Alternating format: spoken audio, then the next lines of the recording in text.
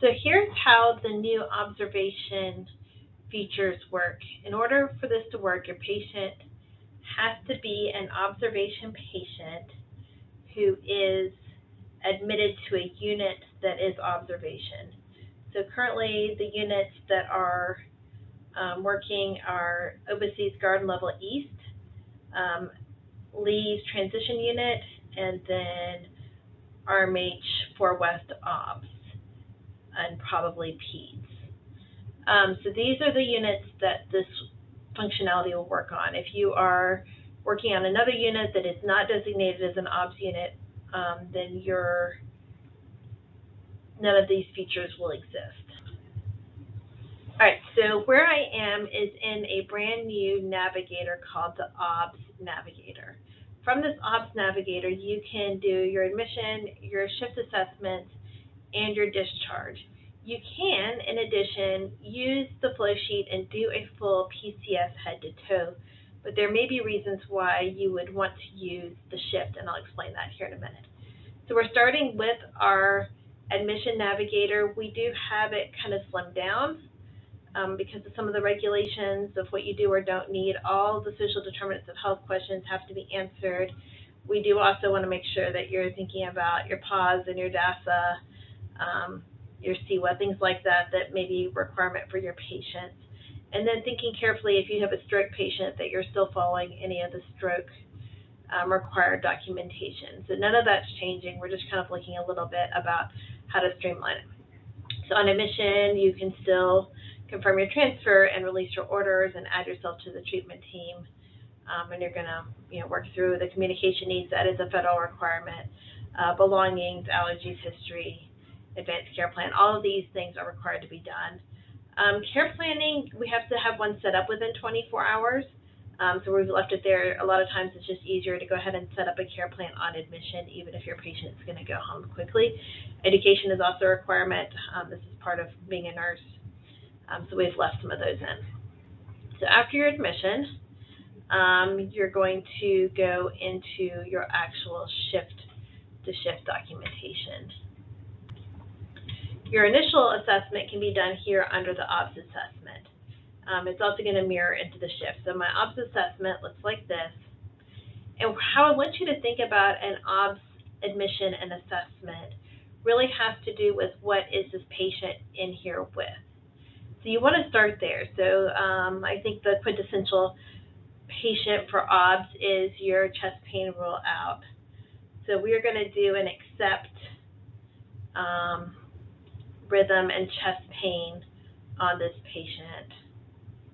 Say they're tachycardic and they're having some chest pain. Your telemetry data will flow over, but you won't necessarily see in this section here because this is just capturing for right here, right now. Let's say they're having some epigastric, mid-sternal, radiating to the left shoulder, and it's about an 8. And it's aching.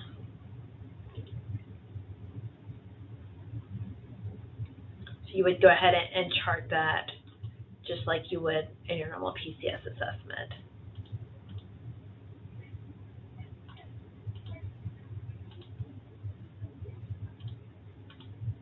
All right. So then I'm also going to be thinking about some of the other things that are wrong with this patient. I'm just making up a patient as I go along.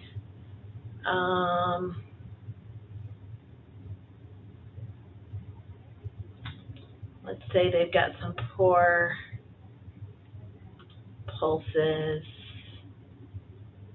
in the left lower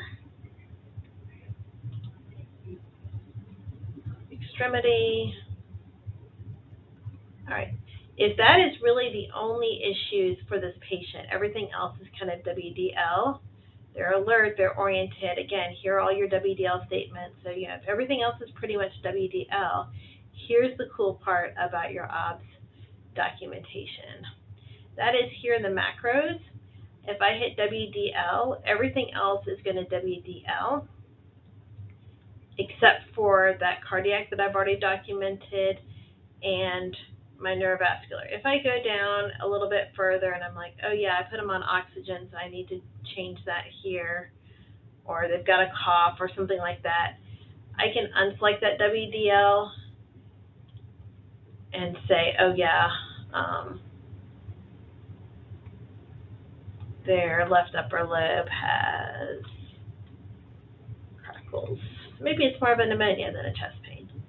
So if you do all of a sudden think as you're going through it, oh yeah, I'm missing that. The other thing you have to come back to at the end is making sure, and you see they've got the little clock, so these are required documentation that we're still documenting to SCDs. We're still documenting to Braden.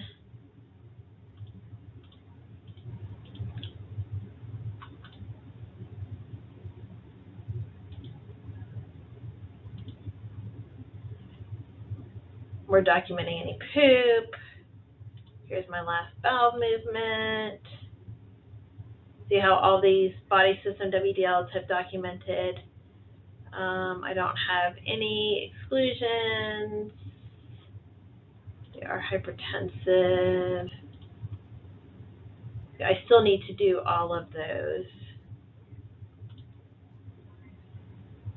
Fall risk. Just ignore Lucy's information.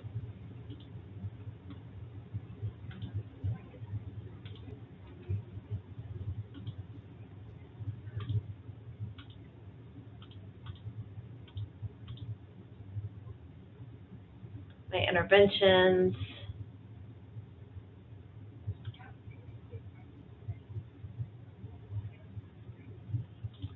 Which would need to be moderate, not low.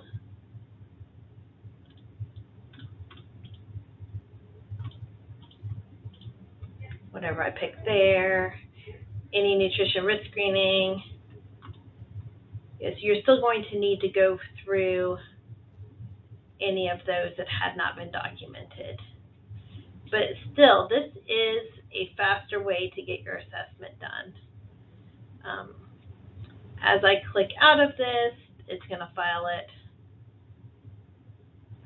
and you'll see kind of that previous time. You can redo an assessment, but here's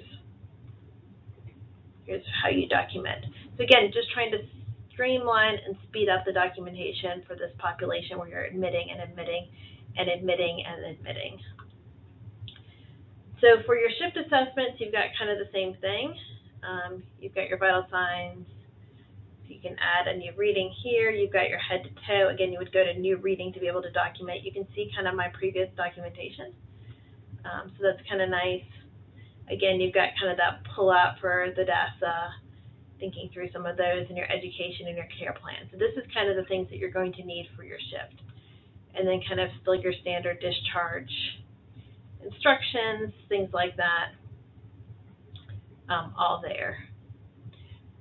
So again, kind of just a streamlined way, a different way to think about documentation, really thinking about your abnormals and focusing in on those, making sure you've got a clear picture of what's happening with your patients, and then using WDL and then making sure that you have everything that's required documentation, pain level, all of that documented.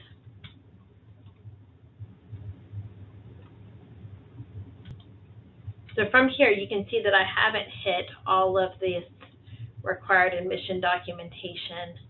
So there's definitely parts I missed. So I'm going to need to go back and document some of those. But this does actually update based on a list that we created for new admission, for observation patients. So I missed height, weight, vitals. It would have been nice to have done on admission, so I would need to document some more of that. I'd missed the pain goal and chronic pain assessment, making sure all that's in. You will get the green check mark based on what's required for observation patients.